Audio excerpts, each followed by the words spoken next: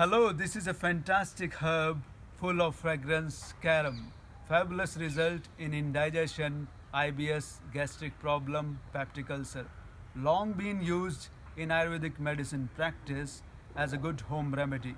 Carom seed powder reduce LDL blood cholesterol and triglyceride level. Act as an blocker. Remove blockage from respiratory channel to prevent coughing. Remove calcium to enter in the heart cell, lower the blood pressure. If you are pregnant and breastfeeding woman, please ask your healthcare provider how you can use in your daily diet. Otherwise, 2 glass of water, half teaspoon of carom seed and boil it for 5 minutes, reduce the temperature, enjoy it. Enjoy baking, roasting different kind of vegetables. Thank you.